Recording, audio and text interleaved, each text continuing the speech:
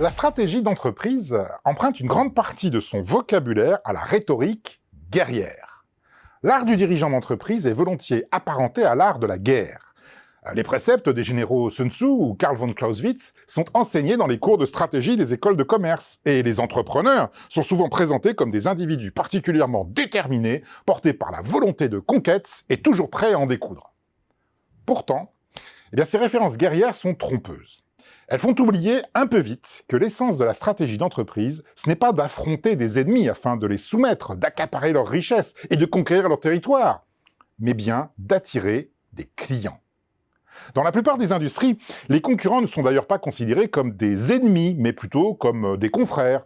Et la concurrence s'apparente bien plus souvent à la compétition sportive qu'au combat guerrier. Après tout, vos concurrents sont souvent vos semblables. Vous recrutez les mêmes diplômés dans les mêmes écoles, vos salariés les rejoignent parfois alors que certains de vos salariés ont débuté dans leur rang, vous maîtrisez les mêmes technologies qu'eux, acquises auprès des mêmes fournisseurs, vous êtes confrontés aux mêmes difficultés, vous êtes soumis aux mêmes réglementations, vous faites partie des mêmes associations professionnelles, vous fréquentez les mêmes salons et vous vous adressez aux mêmes clients.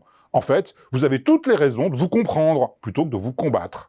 D'ailleurs, bien des entrepreneurs, s'ils sont effectivement des conquérants, le sont par la séduction plutôt que par la force. Ils sont capables de charmer les clients, d'attirer les talents et de séduire les investisseurs. Leur emprise ne repose pas sur la violence, mais sur le charme.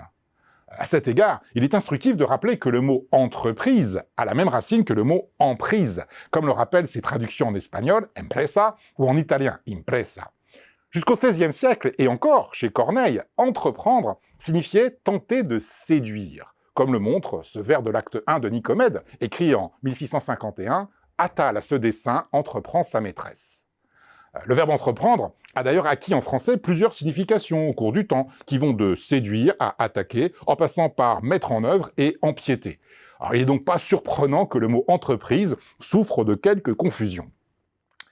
Alors, afin d'y voir plus clair, souvenez-vous de cette règle simple. Les affaires, ce n'est pas la guerre. Celles et ceux qui se présentent comme les officiers de la guerre économique oublient un peu vite qu'il s'agit d'une guerre sans mort ni bombardement, dont l'objectif, bien pacifique, est uniquement de convaincre des clients d'acheter vos offres plutôt que celles de vos concurrents, et dont la conséquence est la prospérité bien plus que la destruction.